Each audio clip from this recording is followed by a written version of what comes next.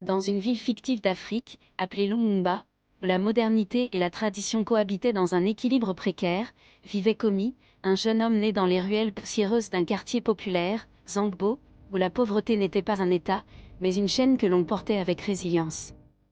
Il regardait chaque jour les tours de verre scintiller au loin, symbole d'une richesse qui semblait hors de portée. Ces gratte-ciels étaient le domaine des privilégiés, une caste dirigée par Mwindo, un magnate des affaires, aussi influent qu'inaccessible. Komi travaillait comme livreur, un métier modeste mais vital dans cette ville où les contrastes entre les riches et les pauvres n'avaient jamais été aussi criants.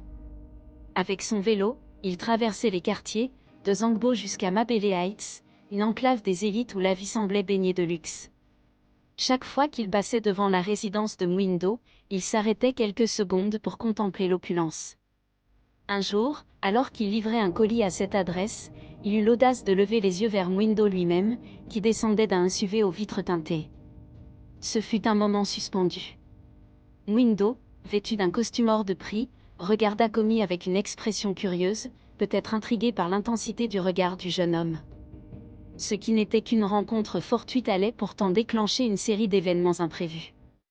Quelques jours plus tard, un message inattendu apparut sur le téléphone de Komi. C'était une offre d'emploi. Mwindo, le magnate, avait besoin d'un assistant personnel temporaire pour une semaine. La proposition était inhabituelle, presque suspecte, mais elle offrait une rémunération qui pourrait changer la vie de Komi. Malgré ses doutes, il accepta. Komi se retrouva donc dans le monde des riches, un univers où les chiffres sur les factures dépassaient ce que sa famille gagnait en une décennie. Mais ce n'était pas seulement l'argent qui l'étonnait, c'était l'attitude des gens, leur confiance, leur façon de parler du futur comme s'il leur appartenait. Mwindo lui donnait des tâches variées, organiser des rendez-vous, accompagner ses enfants dans leurs activités, et parfois simplement écouter ses monologues. À travers leurs conversations, Komi découvrit un aspect inattendu de Mwindo. Malgré sa richesse, cet homme portait en lui une solitude immense.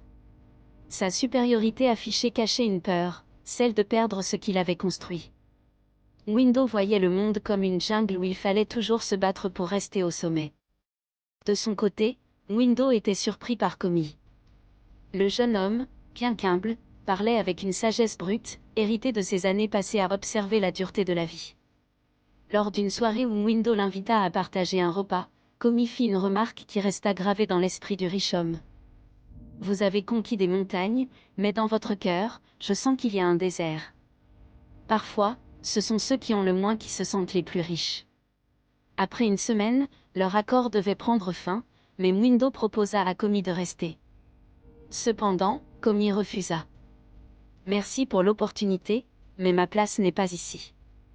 Je ne veux pas devenir comme ces gens qui ne voient plus ceux qui vivent au pied de leur tour. Mwindo, touché, décida de visiter Zangbo pour comprendre ce que Komi voulait dire.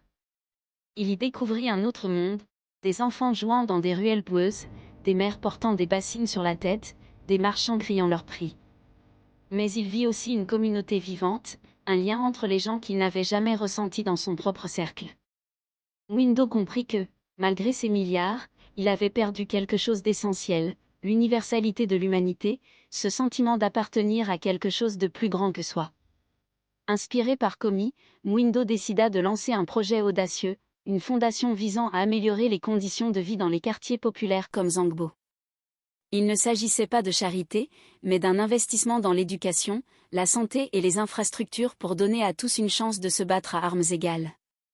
De son côté, Komi continua sa vie, mais avec une nouvelle détermination. Il avait compris que la richesse n'était pas la solution à tous les problèmes. Ce qu'il voulait, c'était donner une voix à ceux que la société ignorait. Avec le temps, il devint un leader communautaire respecté, un pont entre les deux mondes. Un jour, lors de l'inauguration d'une école construite par la fondation de Mwindo à Zangbo, les deux hommes se retrouvèrent. Leur relation avait évolué. Ils n'étaient plus un riche et un pauvre, mais deux hommes qui comprenaient désormais que la supériorité et la pauvreté ne sont que des illusions si l'on perd de vue l'essentiel, notre humanité commune. Mwindo prononça alors un discours. Ce n'est pas l'argent qui définit un homme, mais ce qu'il fait pour les autres. Aujourd'hui, je me tiens ici non pas comme un homme supérieur, mais comme un élève de la vie. Commis m'a montré que même les tours les plus hautes reposent sur les fondations qu'on ne voit pas.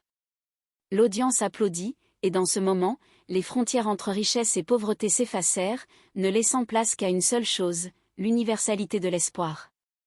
Cette histoire montre que, même dans un monde divisé par les écarts de richesse, la véritable supériorité réside dans la capacité à créer des ponts entre les cœurs et les esprits. Abonnez-vous pour ne pas manquer nos prochaines histoires captivantes. N'oubliez pas de liker, commenter et partager.